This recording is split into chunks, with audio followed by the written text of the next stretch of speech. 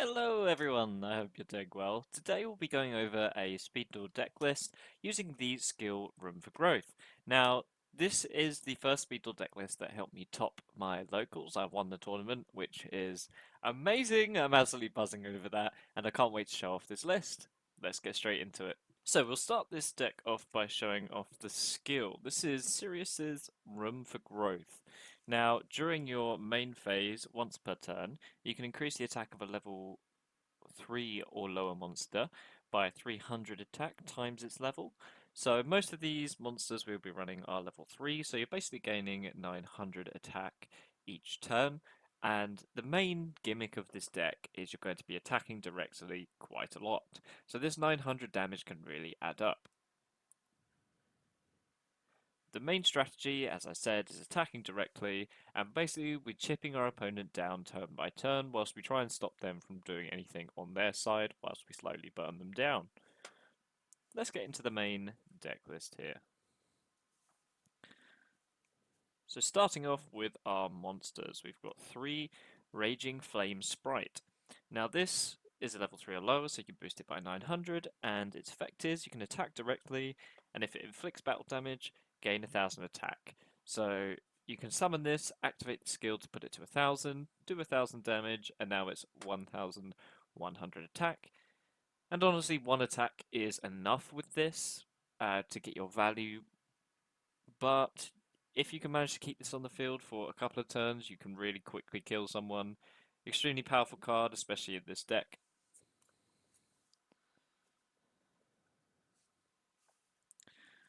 Next, along similar lines, we run 3 Crystal Beast Amethyst Cat. Once again, you can attack directly using its effect, but unfortunately with this, if you do attack directly using the effect, any battle damage is halved. You can still use Room for Growth on this since it's at level 3, which puts it up to 2100, and you can deal 1050 damage.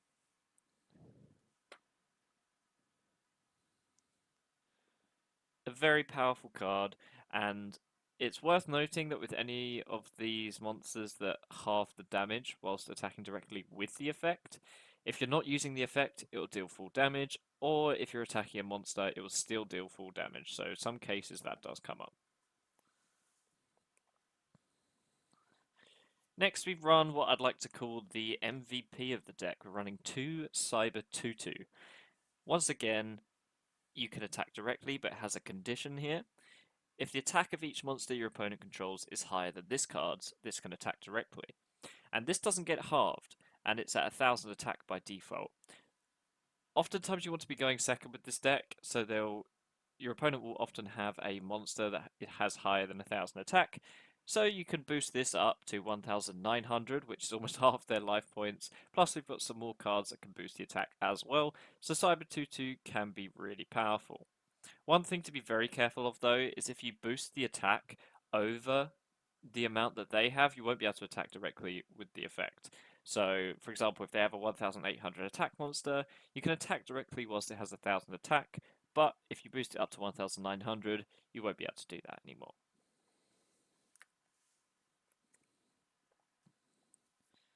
And for the last attack directly card, we have Submarinoid. Now, this is probably the worst one, just because it's a level 4, so you can't use the skill on it, and it once again halves the damage that it does when it uses the effect. One of the good things about the Submarinoid is if you're going first, you can set this since it has 1800 defense, so you can usually get a couple of bits of damage if they attack into this, and then flip, do another 400 damage to face. Another thing to note, the difference between Amethyst Cat and Submarinoid is Amethyst Cat will deal half the current attack damage to their face, so if you equip it with something or boost the attack with Room for Growth, it will deal half of all of that, while Submarinoid does half the original attack, so this will always be doing 400 if it's using the effect to attack directly. This is the card that you'd likely be siding out, or, as I say, if you're going first, you side it back in just so you can set it in defense. And for the last monster overall, we have a single copy of Lava Golem. Lava Golem is quite useful, mainly because we run a couple of things that stop them from attacking, and also because we're going to be chipping them down turn by turn. The 1000 damage you get in the standby phase is super useful. You can run two copies of Lava Golem, but looking for a Speed Duel Lava Golem is actually quite difficult. For some reason, they're more expensive than the TCG version, so I managed to get one from the structure deck. But if you have two, I would either cut a Submarinoid or one of the spells and traps that'll be coming up next. So moving on to our trap cards, we have our Limit 3 Wall of Disruption. This is super useful because you can make the opponent's monsters basically have zero attack. Whilst it doesn't work well with our Cyber 2-2, it means they can't really attack over any of your direct attackers, and also you can use it in conjunction with the Amethyst Cat Submarinoid, just to get the full damage rather than half when you use the direct attack. We also run two Windstorm of Etiqua, I think. Uh, Basically, just change all the positions of face-up monsters your opponent controls, so it just helps to protect any of your low attack direct attackers, just so you can get some more damage in with them before they get killed. You can also run Wabaku, or Wabaku, just to, once again, stop that from happening, because they can play around the Windstorm by having a defense position monster and then using that once you activate this. So if you have a Wabaku, it might be worth putting one in. Next we have our Limit 1 Nightmare Wheel. Now, it goes without saying this is an incredibly powerful card, stops one of your opponent's monsters from attacking, and burns them for 500 in each of your standby phases, which this deck will be chipping them down slowly, so this really does help with the game plan. So basically, with all these traps, you're going to be locking up the opponent's field. These by setting them to zero attack, this by stopping them from attacking, and these from also stopping them from attacking.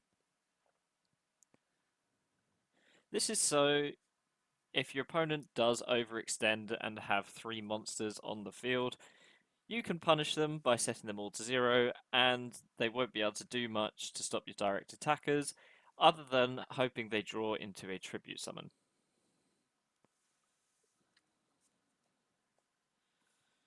For our last couple of cards, we have the spell cards. We run one Mask of Accursed. This is basically a Nightmare Wheel, except it burns in your standby phase rather than their standby phase, and also you can only equip it on your turn whilst this can be used, because it's a trap on their turn. Once again, really helps with the chip damage and works really well with Lava Golem, since you can special summon the Lava Golem, equip the Accursed, and go from there. Plus, with the Windstorm of Etiqua, I have to say it differently every time, you can stop your opponent's monster from destroying one of your monsters, and then next turn, if you know you can't get rid of it, use the Accursed on there. You could honestly probably run a couple of these since it's so powerful. Obviously not as good as Nightmare Wheel, but still super useful. And for the last two spell cards, we run Mage Power. Now this is a fun one to play. I think in some similar lists I've seen they don't run this, but due to the sheer amount of traps I run, and especially the Nightmare Wheel and the Mask of a Curse staying on the field, it can really help boost up your monsters.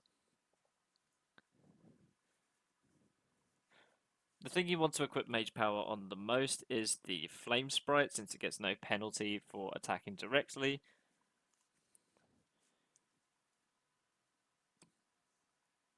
But it's great for beating over your opponent's monsters if you either don't want to attack directly and deal half damage, or you've set their attack to zero with the Disruption Walls. Super funny card, and I definitely recommend running it in this deck. So this is it for the main deck. Let's jump into the side deck. The side deck is very flexible, simply because there's quite a few things you can pop in there, and honestly, you want to put in there what you're facing at your locals rather than copying mine exactly. So I'll start with the couple of cards that we have in the main at 2, that we can definitely have to 3. We've got a Submarinoid in the side. This is in case, once again, you are going first, so you have a definite set play, but also it can be useful if you're not seeing enough monsters, and if your traps aren't as useful in that matchup, you can side it out for one of these. We also run another Mage Power, simply because in some matchups they have no ways to deal with your back row, so this can be super powerful, and honestly, it's really fun. I couldn't resist running a third one. And again, another card we run at 2. This is a super powerful card, especially against stuff like Cloudians. We have a player at locals that loves Cloudians, but also if you find yourself getting overrun by monsters quite often, this can really help out as it adds a bit more consistency to being able to stop your opponent's monsters. So, for another card in our side deck, we have Crystal Conclave. This is a really fun card. It's come up a couple of times for me. So, once per turn, if a face-up Crystal Beast monster you control, aka the Amethyst Cat, is destroyed by a battle card effect, you can special summon another Crystal Beast from your deck. So you can special summon another cat. The second effect is you can send this face-up trap card to the grave and target your cat and one monster or one card your opponent controls and bounce them back to hand, which can be super useful, especially if you're playing against kind of a fusion deck or a tribute heavy deck. You can bounce them all back. You cannot activate these effects on the same chain, so you can't bounce the cat or have the trap activate as it's being destroyed and then summon another cat. You're mainly using it for the first effect just to keep recurring your cats, but the bounce effect can come in handy, and once again it's a good going first card. For the last 2 slots in our side deck we have Mind Crush. Now Mind Crush, once again, a very good going first card, so you side this in going first, and of course you will need to know what hurts you the most. So for me, this was for specifically Golden Ladybug. I only really used it for that just because I knew that was in their hand at all times. Oh, well, they would have revealed it and then I knew. Because Golden Ladybug really does negate a lot of the damage that you do. You can still win over it, but this is very useful to just get it out of their hand. And honestly, if there's any specific matchups you hate, Mind Crush can really help out with that. So that's it for the deck. I topped my locals with this. First round I went against Don Zalug, then I went against Stool Burn, and then third I went against Amazonis. All very close games, all very fun. I do love this deck. It's so cheesy, and of course there is a couple of flex options in here too. Thanks so much for watching. If you have any questions about the deck list, please do let me know in the comments because I absolutely love this deck. And of course, if there's any cards you think might fit in there, please do let me know. If you've made it this far in the video, please feel free to hit subscribe. New Yu-Gi-Oh videos each week. And as always, happy dueling. You were dealt a bad